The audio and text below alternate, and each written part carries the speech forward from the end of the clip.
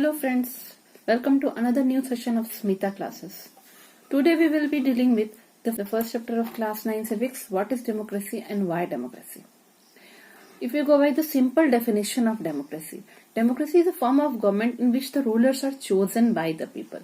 ठीक है, ये एक सिंपल डेफिनेशन है डेमोक्रेसी का कि ऐसा फॉर्म ऑफ गवर्नमेंट होता है डेमोक्रेसी जिसमें rulers are chosen by the people. ठीक है, ये अच्छा सिंपल डेफिनेशन है जिससे कि हम लोग नॉर्मली डेमोक्रेसी के बारे में जानते हैं. ये हम लोग को डिफ्रेंशिएट करना सिखाता है कि कौन सा गवर्नमेंट डेमोक्रेटिक है और कौन सा गवर्नमेंट डेमोक्रेटिक नहीं है, वो दोनों के बीच में. एग्जाम्पल देंगे, आर्मी रूलर्स म्यांमार के जो हैं, ठीक है, जो कि म्यांमार में क्या थे, जो कि लोग आर्मी के कंट्रोल में थे, जो लोग आर्मी को कंट्रोल करते थे, हाँ, जो लोग आर्मी में थे उन लोगों ने कंट्री को कंट्रोल कर लिया और कंट्री के रूलर्स ऑफ द कंट्री बन गए. ठीक है, तो उसमें क्या हुआ, लोगों का तो अपना कुछ डिसीजन नहीं रहा, लोगों ने उनको चूज नहीं किया है. इसका मतलब क्या हम इसको एक डेमोक्रेटिक गवर्नमेंट बोल सकते हैं? नहीं, ऐसे में हम इसको डेमोक्रेटिक गवर्नमेंट बोल नहीं सकते हैं. ठीक है, इसी तरह सऊदी अरेबिया के जो किंग्स हैं, वो चूंकि रॉयल फैमिली में बॉर्न हुए और उसके बाद वो लोग वहां के रूलर्स बने. जो नेक्स्ट बॉर्न हुआ उनका बेटा वो रूलर बना. तो ये तो मोनार्कियल रूल हो गया, राजा का रूल हो गया. इसमें भी हम नहीं कह सकते कि एक डेमोक्रेटिक गवर्नमेंट है. इसका मतलब ये एक सिंपल डेफिनेशन कि democracy is a form of government in which the rulers are chosen by the people. ठीक है, वो हम लोग को बताता है कि डेमोक्रेसी क्या है, लोगों का रूल है. ठीक है, पर अगर हम इस डेफिनेशन को बहुत इलॉबरेट तरीके से देखेंगे तो ये इतना यूजफुल नहीं होगा. हम लोगों को लगेगा कि हाँ, हर एक गवर्नमेंट ही डेमोक्रेटिक. आज के समय में हर एक कंट्री चाहता है कि कहलाए कि हम डेमोक्रेटिक हैं, पर कुछ कुछ कंट्री बस प्रिटेंड करता है, दिखावा करता है कि वो डेमोक्रेटिक है, एक्चुअली वो डेमोक्रेटिक नहीं है. और कुछ कुछ कंट्री में असली में भी डेमोक्रेटिक होता है. इसीलिए हम लोग को ये डिस्टिंग्विश करना है अगर कि कौन सा गवर्नमेंट डेमोक्रेटिक है और कौन बस प्रिटेंड कर रहा है, कौन दिखावा कर रहा है. तो उसके लिए हम लोग को इस डेफिनेशन का हर एक वर्ड को क्लियरली पढ़ना होगा और उसके आगे फीचर्स ऑफ डेमोक्रेसी के ऊपर ध्यान देना होगा कि डेमोक्रेसी का डिटेल फीचर्स क्या है. तब जाके हम लोग डेमोक्रेसी को पूरा अच्छे से डिफाइन कर पाएंगे और democratic government and one who is pretending to be democratic, दोनों के बीच में हम लोग अंतर कर पाएंगे. अब है हम लोग जो फीचर्स ऑफ डेमोक्रेसी पे आते हैं, तब हम लोग फिर से वही वाला डेफिनेशन याद करते हैं कि democracy is a form of government in which the rulers are chosen by the people. जब हम लोग ये डेफिनेशन बोलते हैं तो हम लोग के पास और बहुत सारा क्वेश्चन अराइज होता है कि हु आर द रूलर्स. तो जब हम लोग ये डेफिनेशन देखते हैं कि democracy is a form of government in which the rulers are chosen by the people, तब यहाँ पे बहुत सारा क्वेश्चन अराइज होता है कि हु आर द रूलर्स. हाँ, आखिर वो कौन ऑफिशियल्स हैं जिनको लोग इलेक्ट करेंगे या सेलेक्ट करेंगे और उनको रूलर्स ऑफ द कंट्री बनाएंगे. हाँ, किस बेसिस पे उन ऑफिशियल्स को चूज किया जाएगा. सेकंड क्वेश्चन होता है कि इलेक्शन किस तरीके का होगा कि हम लोग कहेंगे कि हाँ वो डेमोक्रेटिक गवर्नमेंट का इलेक्शन है. हाँ, किस टाइप का इलेक्शन होगा. थर्ड केस अराइज करता है कि जो लोग चूज करेंगे रूलर्स ऑफ द कंट्री, वो लोग क्या सारे लोग होंगे कंट्री के कि कुछ सिलेक्टेड लोग होंगे क्या, या सबको कुछ राइट दिया जाएगा, ऐसा कुछ होगा. फोर्थ कंडीशन जो अराइज करता है वो है कि ये जो लोग हैं, मतलब कि डेमोक्रेटिक गवर्नमेंट एक बार लोगों ने बना दिया, हाँ रूलर्स बन गए, तो क्या वो रूलर्स बनने के बाद वो अपने मन चाहे कुछ भी काम करेंगे, जो चाहे कर सकते हैं? नहीं, कि वो लोग किसी लिमिट्स के भीतर काम करेंगे. ठीक है, तो इस तरह का हम लोग के पास बहुत सारा क्वेश्चंस अराइज होता है. तो इस क्वेश्चंस का आंसर जानने के लिए हम लोग को एक एक फीचर ऑफ डेमोक्रेसी देखना पड़ेगा. पाकिस्तान में जनरल परवेज मुशर्रफ ने उन्होंने क्या किया था, अक्टूबर 1999 में एक मिलिट्री कूप किया, मतलब मिलिट्री साजिश की. उसमें उन्होंने क्या किया, गवर्नमेंट जो पहले से वहां पे रूल कर रहा था उसको ओवरथ्रो कर दिया और खुद का मिलिट्री रूल वहां पे स्टैब्लिश कर लिया. जो मिलिट्री है, आर्मी के लोग हैं, वो ही रूलर्स ऑफ द कंट्री बन गए 1999 में. फिर 2002 में उन्होंने एक रेफरेंडम लाया, हाँ, लोगों के थ्रू रेफर कराया और अपने आप को 5 ईयर का एक्सटेंशन दे दिया. ठीक है, उसके बाद जो है लोगों ने कहा कि जो वहां के पाकिस्तानी मीडिया है और पाकिस्तानी पब्लिक है, उन्होंने कहा कि ये जो रेफरेंडम था वो मैल प्रैक्टिसेस पे बेस्ड था, वो रेफरेंडम मैल प्रैक्टिसेस पे बेस्ड था और फेयरली हुआ नहीं। जनरल परवेज मुशर्रफ ने पूरा सब कुछ अपने कंट्रोल में कराया, फ्रॉड था। उसके बाद अगस्त 2002 में उन्होंने एक लीगल फ्रेमवर्क ऑर्डर पास कर दिया। उसके हिसाब से वो जब चाहेंगे वहां का जो प्रोविंशियल इलेक्शंस है या नेशनल इलेक्शंस है उसको वो डिसमिस कर सकते हैं। जब चाहेंगे वहां की वो असेंबली जो है, स्टेट की असेंबली है कि नेशनल असेंबली है, उसको वो डिसमिस कर सकते हैं। उसके बाद जो सिविलियन कैबिनेट, जो कि वहां के जो डिपार्टमेंट था कि जो कि सिविल पब्लिक लोगों के लिए काम करता था, उनके काम को भी नेशनल सिक्योरिटी काउंसिल सुपरवाइज करेगा, जो कि सिर्फ मिलिट्री ऑफिसर्स का ही बना हुआ काउंसिल था। ठीक है, मतलब इनडायरेक्टली कहना चाह रहे हैं कि जनरल परवेज मुशर्रफ ने सब कुछ कंट्रोल मिलिट्री के अंडर ही रखा था। नॉर्मल बाकी पार्टीज को कंट्रोल उनके हाथ में बिल्कुल भी नहीं छोड़ा था। ठीक है, इस लॉ को उन्होंने जब पास किया, ये जो है लीगल फ्रेमवर्क ऑर्डर उन्होंने पास किया, उसके बाद क्या हुआ, इलेक्शंस हुए पाकिस्तान में। प्रोविंशियल असेंबली के लिए भी हुए और नेशनल असेंबली, सबके लिए इलेक्शन हुए। इलेक्टेड रिप्रेजेंटेटिव को भी कुछ पावर दिया गया, पर जो फाइनल पावर था वो किसके पास रेस्ट करता था? जनरल परवेज मुशर्रफ का जो सिक्योरिटी काउंसिल था उसके पास ही फाइनल पावर सब रेस्ट करता था। उनके हाथ में फाइनल पावर था और जनरल परवेज मुशर्रफ के हाथ में फाइनल पावर था। तो क्या हम इसको बोल सकेंगे कि ये एक डेमोक्रेसी है? ऑल दो डेमोक्रेटिक वे से इलेक्शन भी हुए बाद में, नहीं, हम लोग इसको डेमोक्रेसी नहीं कह सकते। क्यों? क्योंकि जो फाइनल डिसीजन मेकिंग पावर है वो एक सिंगल पर्सन के हैंड में है। ठीक है, लोगों ने अपने रिप्रेजेंटेटिव इलेक्ट किए, पर वो रूलर्स नहीं बन पाए, वो लोग फाइनल डिसीजन नहीं ले सकते हैं। तो हम लोग ये जो एग्जाम्पल देखे उससे हम लोग ये कह सकते हैं कि फर्स्ट फीचर ऑफ डेमोक्रेसी हम लोग को पूरा क्लियर हो जाता है कि इन्हें democracy the final decision taking power should lie in the hands of the rulers chosen by the people. लोगों ने जिनको चूज करके इलेक्ट करके अपने रिप्रेजेंटेटिव्स को भेजा है, उनके हाथ में ही फाइनल पावर होना चाहिए। ठीक है, ये फर्स्ट फीचर ऑफ डेमोक्रेसी हो गया।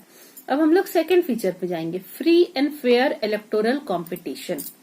ठीक है, यहाँ पे हम लोग फिर एक एग्जाम्पल लेते हैं, चाइना का एग्जाम्पल लेंगे। चाइना में क्या है कि हर 5 इयर्स के बाद वहाँ इलेक्शन होता है। वहाँ जो कंट्री का अपना पार्लियामेंट है, ग्वांगू रेनमिन डाइबू डाहुई, कंट्री का पार्लियामेंट का नाम है ग्वांगू रेनमिन डाइबू डाहुई, नेशनल पीपल्स कांग्रेस। उसका पावर है कि वो कंट्री का प्रेसिडेंट को अपॉइंट कर सके, उस पार्लियामेंट के हाथ में पावर है। उस पार्लियामेंट में क्या 3000 मेंबर्स से ऑल ओवर चाइना से जो इलेक्ट होके आते हैं, उनमें से कुछ मेंबर्स को आर्मी भी इलेक्ट करता है। पर वहां क्या है, एक चाइनीज कम्युनिस्ट पार्टी है और जो भी इलेक्शन में खड़ा होना चाहेगा या जो भी मेंबर इलेक्ट होके आएगा उसको वो चाइनीज कम्युनिस्ट पार्टी का ही मेंबर होना चाहिए, या फिर चाइनीज कम्युनिस्ट पार्टी से जुड़े हुए 8 और छोटे छोटे पार्टी हैं, एलिड पार्टीज है, उनसे उनका मेंबर उसको होना जरूरी है। ठीक है, उनका मेंबर वो जो होगा, मतलब इनडायरेक्टली वो चाइनीज कम्युनिस्ट पार्टी का ही मेंबर होना चाहिए और चाइनीज कम्युनिस्ट पार्टी उनको अप्रूव करेंगे, तभी वो इलेक्शन में खड़े हो सकेंगे और वो वहां से इलेक्शन जीत के आ सकेंगे। इसका मतलब हमेशा कौन है, एक ही चाइनीज कम्युनिस्ट पार्टी ही गवर्नमेंट बना रहा है, हर बार हम लोग देख रहे हैं। ठीक है, 2002-3 सब ईयर में ऐसा ही हो रहा है। इसी तरह और एक एग्जाम्पल है मैक्सिको का। मैक्सिको जो है उसको इंडिपेंडेंस मिला 1930 में। उसके बाद से वो हर 6 इयर्स में अपना इलेक्शन करता है। ठीक है, ताकि अपने प्रेसिडेंट को इलेक्ट कर सके। कंट्री कभी भी किसी मिलिट्री या डिक्टेटर रूल में नहीं हुआ रहा है, पर 2000 तक उसका हर इलेक्शन जो है एक ही, उसका जो भी इलेक्शन है वो सब एक ही पार्टी वहां का जीतता था, पीपल्स रेवोल्यूशनरी पार्टी। ठीक है, पीपल्स रेवोल्यूशनरी पार्टी या इंस्टीट्यूशनल रेवोल्यूशनरी पार्टी वहां का था, वो ही जीतता था, PRI, इंस्टीट्यूशनल रेवोल्यूशनरी पार्टी। वहां क्या था, अपोजिशन पार्टीज भी थे जो कि इलेक्शन में खड़े होते थे, पर क्या होता था कि वो कभी जीत नहीं पाते थे। ये जो पीपल्स रेवोल्यूशनरी पार्टी था वो क्या करता था कि वो हमेशा जो है जितने भी गवर्नमेंट ऑफिसर्स थे उनको वो फोर्स करता था कि उनका जो मीटिंग होगा इंस्टीट्यूशनल रेवोल्यूशनरी पार्टी का, उस मीटिंग में वो आए। साथ ही गवर्नमेंट स्कूल्स में जो टीचर्स थे वो पेरेंट्स लोग को फोर्स करते थे कि आप लोग अपना वोट देंगे तो यही इंस्टीट्यूशनल रेवोल्यूशनरी पार्टी को ही आप वोट देंगे। इसी तरह बहुत ही माल प्रैक्टिसेस करता था, गलत तरीके से इलेक्शन कराता था और ऐसा भी कराता था कि लास्ट मिनट में वो इलेक्शन बूथ का लोकेशन को ही चेंज कर देते थे। इसके कारण जो लोग वहां पे वोट देने अगर दूसरे पार्टी को जाएंगे भी, उनको वो लोग चांस ही नहीं देते थे कि वो लास्ट मिनट में वोट कर सके।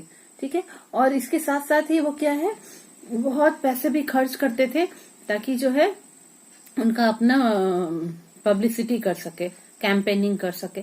और दूसरे जो मीडिया जो थे वो बाकी पार्टी सबका सिर्फ क्रिटिसाइज करते थे, बाकी पार्टियों को, बाकी पार्टी के अच्छी चीजों को नहीं दिखाते थे और बाकी पार्टी के सिर्फ क्या कहते थे, बुरी चीजों को दिखाते थे और बाकी पार्टी के अच्छी बातों को नहीं दिखाते थे। तो हम लोग ये जो दो एग्जाम्पल देखे, चाइना का और मेक्सिको का, क्या ये दो एग्जाम्पल में हम बोल सकते हैं कि इलेक्शन पूरा डेमोक्रेटिक रूल से हुआ है, फ्री एंड फेयर इलेक्शन हो रहा है?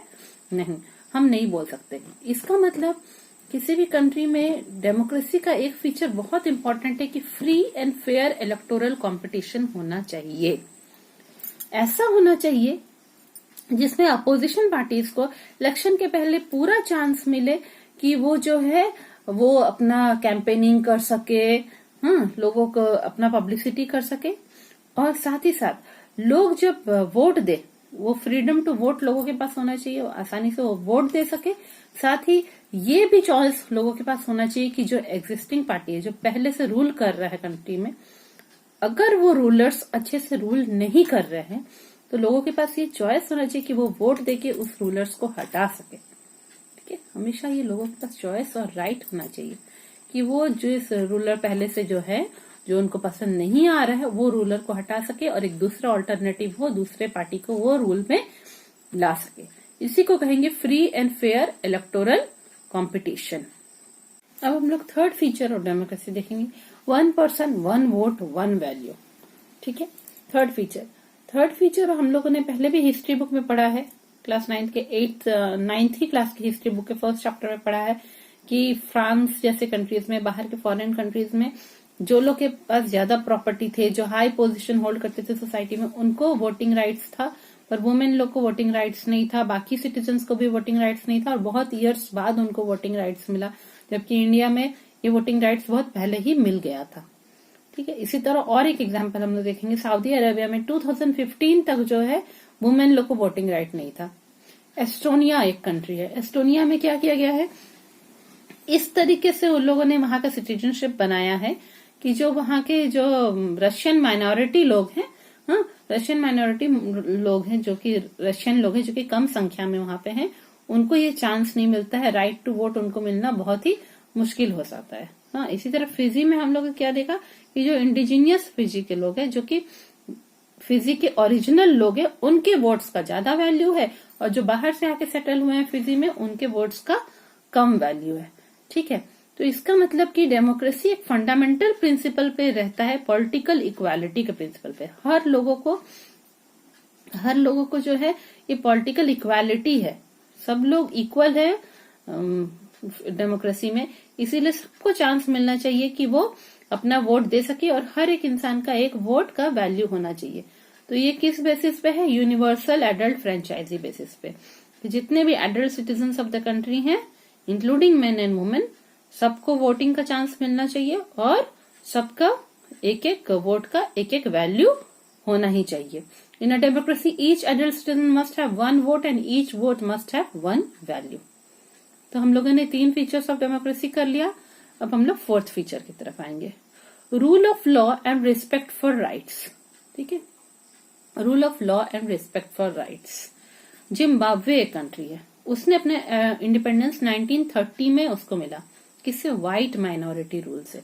कुछ कम लोग थे, व्हाइट लोग थे, अंग्रेज लोग थे, जिन्होंने उसके ऊपर रूल किया हुआ था और उससे उसको इंडिपेंडेंस मिला 1930 में। उसके बाद से उस समय एक पार्टी था वहां पे, जानू पीएफ पार्टी था, जो कि फ्रीडम स्ट्रगल में जिम्बाब्वे का अच्छा काम कर रहा था। उनको फ्रीडम संघर्ष में उसने बहुत काम किया था। तो जानू पीएफ को ही लोगों ने चूज किया, वो वहां का रूलर बन गया, जानू पीएफ पार्टी। और उसका जो रूलर था, उनका जो लीडर था रॉबर्ट मुगाबे, वो वहां का रूलर बन गया। वो रूल करने लगा कंट्री को जब से इंडिपेंडेंस हुआ। ठीक है, अब क्या हो रहा है, इलेक्शंस हर रेगुलरली हो रहे हैं और हर बार ये पार्टी ही, जानू पीएफ पार्टी ही जीत रहा है। ठीक है, प्रेसिडेंट मुगाबे बहुत ही पॉपुलर थे क्योंकि उन्होंने फ्रीडम स्ट्रगल में बहुत अच्छा काम किया था, लोग उनको बहुत पसंद भी करते थे। पर अब जब वो वहां पे रूलर बन गए हैं तो अब वो हर बार उनका पार्टी जीत रहा है। कैसे? अनफेयर मीन से, गलत तरीके से वो जीत रहे हैं। ठीक है, उनकी गवर्नमेंट ने क्या किया, कॉन्स्टिट्यूशन को बार बार चेंज करते चले गए हैं। उनके गवर्नमेंट ने कॉन्स्टिट्यूशन को इस तरीके से बना दिया है कि they are less accountable to the people. लोगों के प्रति जवाबदेही उनकी कम है, लोग उनको क्वेश्चन नहीं कर सकते उनके डिसीजंस पे, और उनको आंसर देना भी जरूरी नहीं है। इस तरीके से उन्होंने कॉन्स्टिट्यूशन को चेंज कर दिया और साथ ही साथ प्रेसिडेंट का पावर को भी बहुत ही बढ़ा दिया है। ठीक है, वहां पे अपोजिशन पार्टीज हैं, पर अपोजिशन की पार्टी के वर्कर लोगों को क्या रहता है, हैरास किया जाता है, टॉर्चर किया जाता है।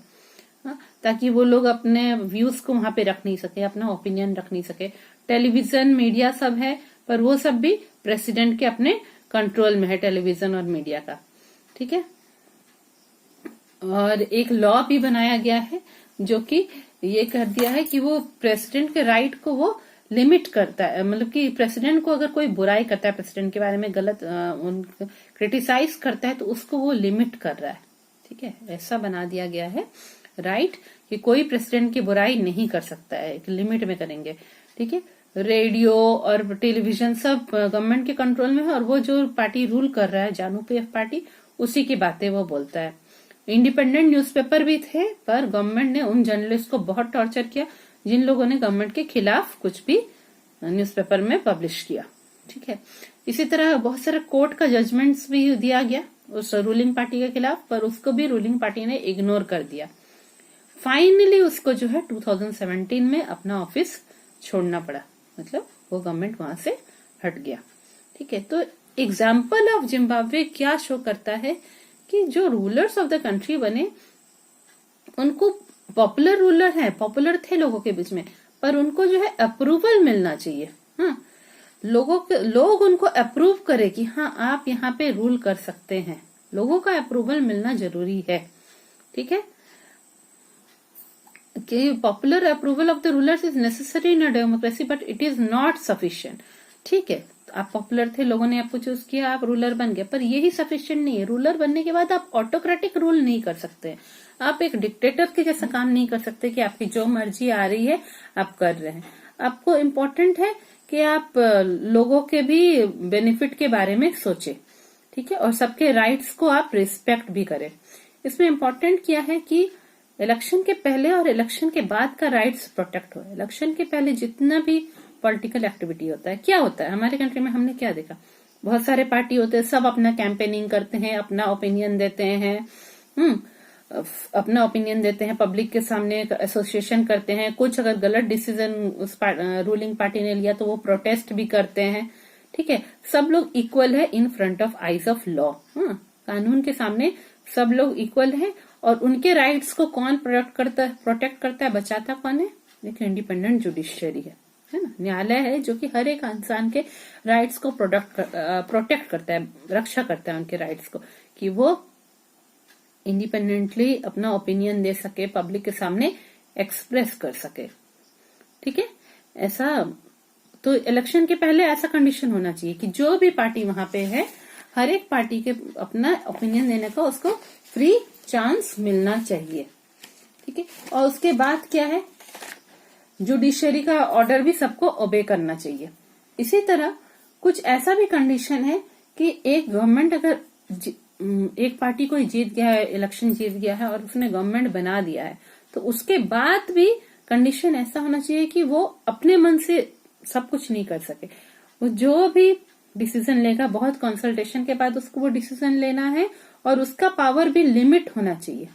एक सर्टेन पावर तक उसका ऐसा मन नहीं है कि, ऐसा नहीं है कि वो जो चाहे कर सके, उसको भी एक लिमिट्स के, एक दायरे के भीतर लेके रह के ही डिसीजन लेना है, सब कुछ सोचना है।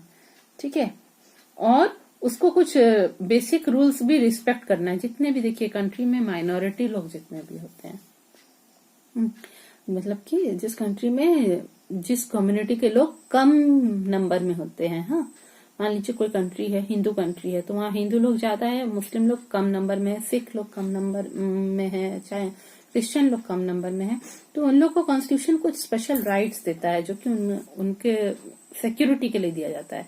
तो जो रूलर है उसको उनके राइट्स को, माइनॉरिटी के राइट्स को रिस्पेक्ट करना होगा, और जो भी वो डिसीजन लेगा उसको एक पूरे लॉ के हिसाब से चलना चाहिए, डिस्कस करके, कंसल्टेशन करके, वेरियस हाउसेस में डिस्कस और कंसल्ट करके डिसीजन लेना चाहिए। और हर एक जो रूलिंग पार्टी के लोगों ने जिसको जो डिपार्टमेंट दिया गया है उनका अपना राइट्स है, रिस्पॉन्सिबिलिटीज है, जो कि कॉन्स्टिट्यूशन ने उनको दिया है, कानून ने उनको दिया है, उसी के भीतर रह के उनको काम करना है। हर एक कोई अकाउंटेबल है, हर एक कोई को पब्लिक के प्रति जवाबदेह होना है।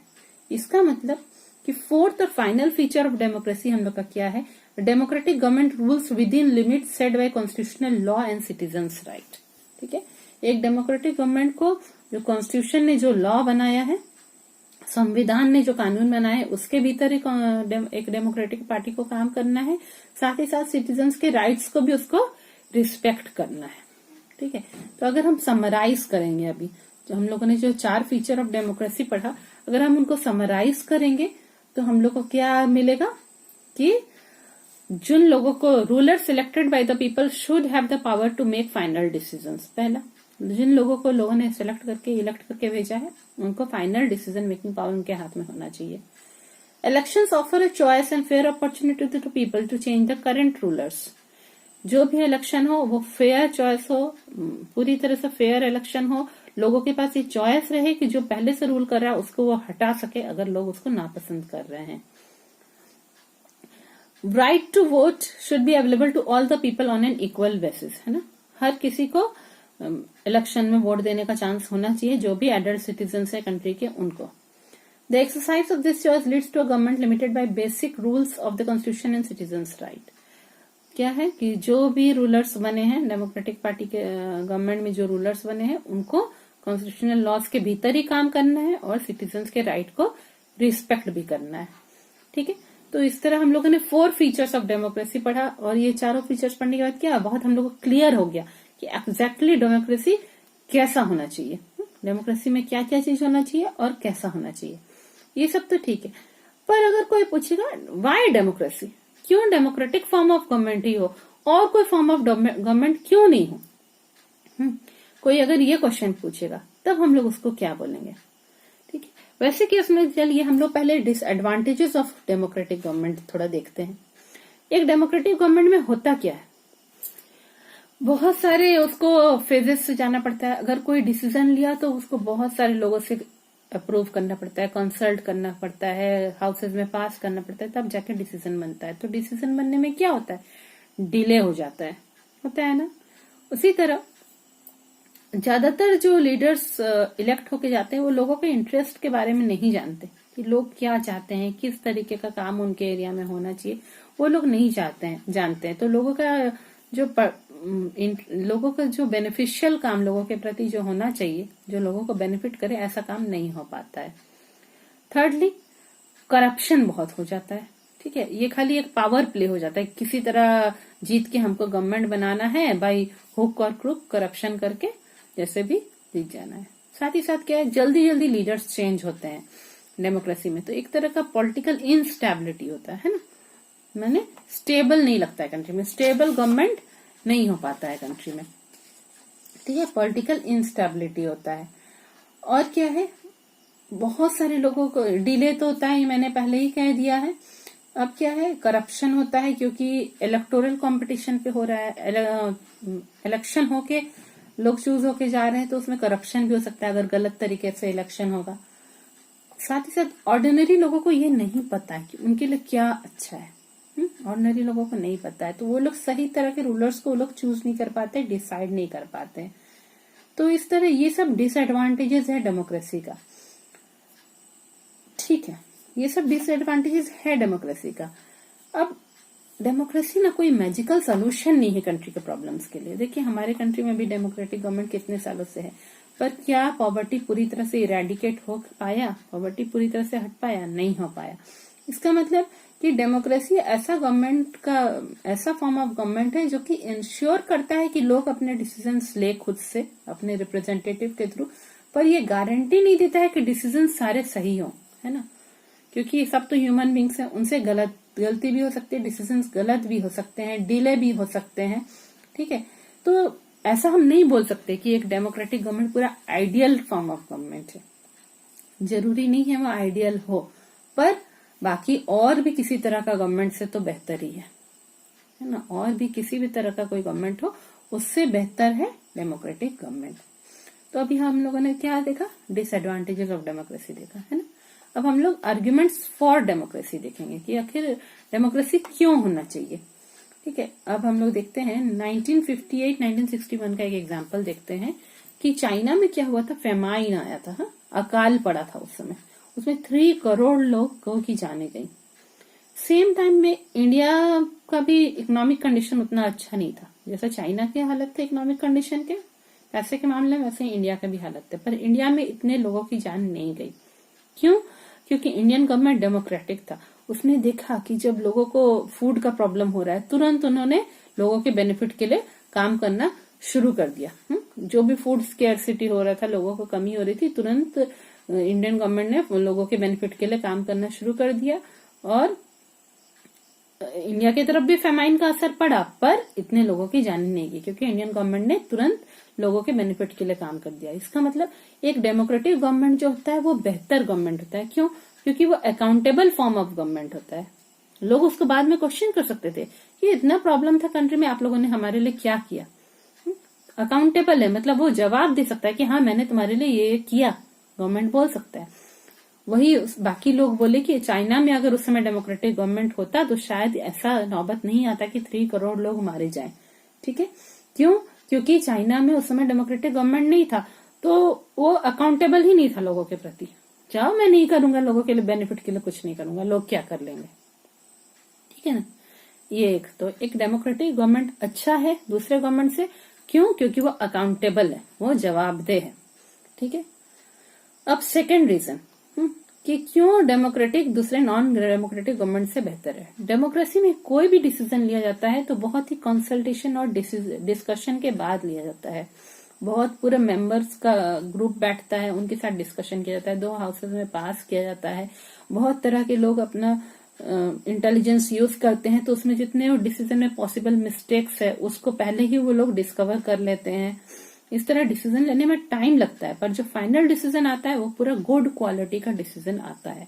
इसका मतलब democracy improves the quality of decision making. जो भी डिसीजन मेकिंग कंट्री में हो रहा है उसका क्वालिटी डेमोक्रेसी इम्प्रूव कर रहा है। तो ये हमारा सेकंड एडवांटेज, ये या आर्ग्यूमेंट फॉर डेमोक्रेसी हो गया। थर्ड है democracy provides a method to deal with differences and conflicts. देखिए इंडिया ऐसा कंट्री है जहां variety of religion, language, customs के लोग रहते हैं, कम्युनिटीज के लोग रहते हैं। जहां पे वेराइटी लोग रहेंगे, डाइवर्स लोग रहेंगे, वहां पे कॉन्फ्लिक्ट्स होगा ही, वहां आपस में झगड़े होंगे ही लोगों के बीच में। एक तरीका क्या है, फोर्सफुली ब्रूटल तरीके से चलो ये झगड़े बंद कर दिए, ठीक है, पर उससे क्या होगा, कंट्री में पीस नहीं रहेगा। अगर ब्रूटल तरीके से हम लोगों ने इस तरह से झगड़े बंद कर दिए तो क्या होगा, इस तरह से कंट्री में पीस नहीं रहेगा, लोगों में रिजेंटमेंट रहेगा, लोग खुश नहीं रहेंगे। पर डेमोक्रेटिक गवर्नमेंट क्या है, चूंकि वो हर एक सिटीजन के राइट्स को रिस्पेक्ट करता है, तो वो एक पीसफुल सोल्यूशन निकालेगा इस तरह के झगड़े को खत्म करने के लिए, पीसफुल सोल्यूशन निकालेगा। क्योंकि वो भी जानता है डेमोक्रेटिक गवर्नमेंट कि मैं परमानेंट विनर नहीं हूँ। आज मैं रूलर हूँ, आज मैं अगर एक कंट्री में शांति नहीं करा पाया तो कल को यही कंट्री के लोग मुझे हटा देंगे। तो डेमोक्रेसी में कोई परमानेंट विनर नहीं है, वो जानता है, इसलिए पीसफुल सोल्यूशन निकालता है ताकि लोगों के बीच के झगड़ों का समाधान हो सके और डिफरेंट ग्रुप्स के लोग पीसफुली एक दूसरे के साथ रह सके। तो इसका मतलब है कि डेमोक्रेसी एक तरीका बताता है, मेथड बताता है कि किस तरह लोगों के झगड़ों को वो शांत कर सके, लोगों के बीच में जो डिफरेंसेस है उसको कम कर सके। तो ये तीसरा आर्ग्यूमेंट है। चौथा आर्ग्यूमेंट जो सबसे स्ट्रॉन्गेस्ट आर्ग्यूमेंट है वो क्या है, democracy enhances the dignity of citizens. लोगों के रिस्पेक्ट को बढ़ाता है। क्यों? क्योंकि डेमोक्रेसी पॉलिटिकल इक्वालिटी देता है। डेमोक्रेसी बोलता है कि everyone is equal before the law, चाहे वो मिनिस्टर हो, पुअर लेबर हो कि रिच बिजनेसमैन हो, everyone is equal before the law. और हर कोई को ये इक्वालिटी है कि वो वोट दे सके और हर कोई के वोट का एक एक वैल्यू है, ठीक है। ऐसा कहते हैं डेमोक्रेसी में। डेमोक्रेसी में क्या है, पीपल जो है, लोग जो है वो प्रजा नहीं है, people are the rulers themselves, लोग ही रूल कर रहे हैं कंट्री को, वो किसी राजा की प्रजा नहीं है। ठीक है, तो ये एक स्ट्रॉन्गेस्ट आर्ग्यूमेंट है फॉर डेमोक्रेसी कि जो है पॉलिटिकल इक्वालिटी देता है, हर कोई इक्वल है, हर को ऑनर देता है, डिग्निटी देता है हर एक सिटीजन को, चाहे वो रिच हो कि पुअर हो। फाइनली हम लोग बोल सकते हैं कि डेमोक्रेटिक गवर्नमेंट दूसरे गवर्नमेंट से बेहतर है, क्योंकि उसमें चांस रहता है कि वो अपने मिस्टेक्स को करेक्ट कर सके। मान लीजिए किसी डिसीजन, गवर्नमेंट ने कुछ डिसीजन लिया, तो बाकी सिटीजन्स के पास ये राइट है कि वो उसके डिसीजन के विरोध में आवाज उठाए, बाकी सिटीजन्स अपना ओपिनियन दे कि नहीं आपका ये डिसीजन गलत है, वो फोर्स करे गवर्नमेंट को कि आप अपने डिसीजन को चेंज करिए, तो गवर्नमेंट दोबारा रिकंसिडर करता है अपने डिसीजन पे, उसको चेंज कर सकता है ना, चेंज कर सकता है। अगर मान लीजिए गवर्नमेंट ने अपने डिसीजन नहीं चेंज किया और लोगों को पूरी तरह से फील हो रहा है कि ये गलत डिसीजन है, तो नेक्स्ट बार जब इलेक्शन होगा लोगों के पास पूरा चांसेस है कि इस गवर्नमेंट को हटा के दूसरे गवर्नमेंट को लाएंगे। ठीक है, तो इस तरह क्या है कि हमेशा जो है डेमोक्रेसी में चांस होता है, समय ये रहता है, पर it allows us to correct its own mistakes. Democracy is better than other forms of government because it allows us to correct its own mistakes. उन्होंने जो भी गलत डिसीजन लिया है गवर्नमेंट ने, चाहे सिटीजन्स को फील हो रहा है कि उन्होंने गलत डिसीजन लिया, इनको रूलर्स बना के, दोनों मिस्टेक्स को वो क्लियर कर सकते हैं, करेक्ट कर सकते हैं। ठीक है, तो हम लोगों ने डेमोक्रेसी के बारे में बहुत कुछ जाना अभी तक, जितना भी पढ़ा, चारों फीचर पढ़े, क्यों डेमोक्रेसी खराब है, क्यों डेमोक्रेसी बाकी गवर्नमेंट से अच्छा है, इस बारे में भी हम लोग पढ़े। अब हम लोग थोड़ा ब्रॉडर मीनिंग ऑफ डेमोक्रेसी पे आएंगे। ठीक है, देखिए ब्रॉडर मीनिंग ऑफ डेमोक्रेसी में आएंगे। अगर हम बोलते हैं कि हम लोग नॉर्मली डेमोक्रेसी के बारे में क्या सोचते हैं, ये रिप्रेजेंटेटिव डेमोक्रेसी है, सिंपल, ये लोगों ने रिप्रेजेंट किया है, अपने रिप्रेजेंटेटिव्स भेजे हैं जो कि रूल कर रहे हैं कंट्री को, और ये जरूरी है ना, अपने रिप्रेजेंटेटिव भेजना जरूरी है। मान लीजिए लोग अपने रिप्रेजेंटेटिव नहीं भेज, सब लोग बैठ के डिसीजन लेंगे, कंट्री का जितना पॉपुलेशन है, कंट्री का पॉपुलेशन तो बहुत ज्यादा है, क्या ये पॉसिबल है कि सब एक साथ बैठेंगे और कलेक्टिव डिसीजन ले पाएंगे? ये पॉसिबल नहीं है। ठीक है, अगर मान लो वो लोग सब एक साथ बैठ के डिसीजन ले भी पाएंगे, तो सिटीजन के पास इतना टाइम नहीं है, डिजायर नहीं, इच्छा नहीं है, और स्किल्स भी नहीं है कि हर सिटीजन को हर तरह के फील्ड के बारे में नॉलेज होगा, नहीं, इतना स्किल भी नहीं है, लोगों के पास इतना टाइम भी नहीं है कि वो लोग बैठे और डिसीजन मेकिंग प्रोसेस में गवर्नमेंट के साथ साथ वो काम करे। तो यानी कि हम लोग को एक सिंपल, अगर कोई सिंपल बोलेगा तो हाँ ठीक है, रिप्रेजेंटेटिव फॉर्म ऑफ गवर्नमेंट है डेमोक्रेसी का, ये हम लोग का सिंपल डेफिनेशन के हिसाब से हम लोग चलते हैं। पर अगर हम लोग ब्रॉडर मीनिंग देखेंगे डेमोक्रेसी का, तो वो हम लोग को डिस्टिंग्विश कराएगा कि गुड डेमोक्रेसी और बैड डेमोक्रेसी में क्या अंतर है। ठीक है, हम कुछ एग्जाम्पल देते हैं। मान लीजिए एक घर है, हाँ, घर में फैमिली मेंबर्स हैं, और ये जो फैमिली मेंबर्स है ये आपस में मिल बैठ के एक डिसीजन लेते हैं। जो घर के बच्चे हैं उनको भी अपना ओपिनियन रखने का मौका दिया जाता है, पेरेंट्स को भी अपना ओपिनियन रखने का मौका दिया जाता है। तो वो एक लड़का कह रहा है कि हम लोग का तो बहुत डेमोक्रेटिक फैमिली है, हमारे घर में सब मिल के अपना ओपिनियन देते हैं, और जो ओपिनियन का सबसे ज्यादा वैल्यू होगा, जो ओपिनियन सब लोग को पसंद होगा, उसी पे जजमेंट करेंगे, उसी पे हम लोग डिसीजन लेते हैं। ठीक है, अब एक और एग्जाम्पल देखते हैं। एक स्टूडेंट है, वो बोलता है कि मुझे ऐसे टीचर पसंद नहीं है जो डेमोक्रेटिक माहौल क्लासरूम में नहीं रखते, मतलब जो नहीं अलाउ करते हैं कि हर एक स्टूडेंट क्वेश्चन खड़े होके पूछ सके, हाँ, और क्लास में क्वेश्चन पूछ सके। तो वो स्टूडेंट कह रहा है कि मुझे ऐसे टीचर्स पसंद नहीं है जो डेमोक्रेटिक टेम्परामेंट नहीं रखते हैं। ठीक है, इसी तरह कोई पार्टी का वर्कर है, कोई एक पार्टी का वर्कर, वो बोलता है कि सिर्फ हमारा लीडर ही सारा डिसीजन ले रहा है, हम लोग का कुछ भी चांस नहीं मिल रहा है कि हम लोग कुछ भी बोल सके। तो ये क्या है, हमारा पार्टी डेमोक्रेटिक नहीं है। यानी कि डेमोक्रेसी वर्ड को नॉर्मल लाइफ में भी लोग यूज कर रहे हैं, अलग अलग एग्जाम्पल्स में देने के लिए, किस आइडियल सिचुएशन के लिए डेमोक्रेसी वर्ड को यूज कर रहे हैं, हाँ, है ना। अब हम और कुछ एग्जाम्पल देखते हैं। एक कंट्री है, कंट्री के लोग बोल रहे हैं सच्ची डेमोक्रेसी इस कंट्री में तभी आएगी जब कोई भी भूखा नहीं सोएगा। दूसरा बोल रहा है सच्ची डेमोक्रेसी तभी होगी जब जो है डेमोक्रेटिक राइट्स सबको मिलेगा, सबको। राइट्स से ये मतलब नहीं है कि सबको वोटिंग राइट मिल जाए। राइट से ये मतलब है कि हर कोई को right to education, right to opportunities, right to resources, water, everything मिले, तब जाके सच्ची डेमोक्रेसी आएगी। तो इसका मतलब क्या देखना है कि डेमोक्रेसी को एक आइडियल सिचुएशन के रूप में वो लोग ले रहे हैं, है ना, कि हमेशा डेमोक्रेसी एम कर रहा है कि एक आइडियल सोसाइटी बनाए, आइडियल पूरा जैसा बेस्ट होना चाहिए उस तरफ बने। डेमोक्रेसी वर्ड को यूज करके वो लोग एक आइडियल सिचुएशन को बताना चाह रहे हैं। ये बहुत ही ब्रॉडर मीनिंग है डेमोक्रेसी का, ठीक है। तो हम लोग इससे जानेंगे ब्रॉडर मीनिंग से कि कोई भी डेमोक्रेटिक गवर्नमेंट परफेक्ट नहीं है ना, पर ये सब जो है, ये सब डेमोक्रेसी को हमेशा वो अटेंड करने की कोशिश करेगा। तो इससे हम लोग जज कर पाएंगे कि हमारे कंट्री का जो डेमोक्रेटिक गवर्नमेंट है उसका क्या वीकनेस है, क्या स्ट्रेंथ है, किस लेवल तक हम लोग डेमोक्रेसी को पूरा फुलफिल कर पा रहे हैं। ये अपने कंट्री के वीकनेसेस को जानने का मौका मिलेगा और हम लोग एम करेंगे आइडियल सिचुएशन के जैसे। इसको छोटे छोटे लेवल में भी डेमोक्रेसी को यूज किया जा सकता है। ऐसे तो हम लोग नेशनल लेवल पे रिप्रेजेंटेटिव भेज रहे हैं। मान लीजिए किसी गांव में ग्राम सभा है, वहां पे रिप्रेजेंटेटिव्स का जरूरत नहीं है, वहां के ग्राम सभा के लोग ही आपस में बैठ के डिसीजन ले पाएंगे। सबके कंसल्टेशन से, सबके डिस्कशन से जाके एक फाइनल डिसीजन लिया जा सकेगा। डेमोक्रेसी और एक क्या कह रहा है कि एक्टिव पार्टिसिपेशन ऑफ सिटीजन्स होना चाहिए, है ना। मान लीजिए गवर्नमेंट कोई डिसीजन लेता है, किसी एक सिटीजन को उसका ओपिनियन एक्सप्रेस करने का चांस नहीं दे रहा है, तो लोग जागरूक होंगे, लोग बोलेंगे कि नहीं, डेमोक्रेसी तो राइट्स ऑफ सिटीजन को रिस्पेक्ट करता है।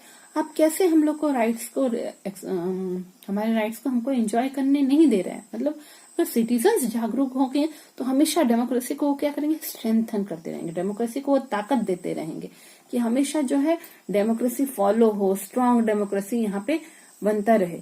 इसका मतलब किसी भी कंट्री का डेमोक्रेटिक गवर्नमेंट का स्ट्रेंथ और वीकनेस जो है, या कंट्री का जो भाग्य है, वो डिपेंड करता है सिर्फ रूलर्स जो कर रहे हैं उस पे नहीं, पर सिटीजन्स पे भी डिपेंड करता है, ठीक है।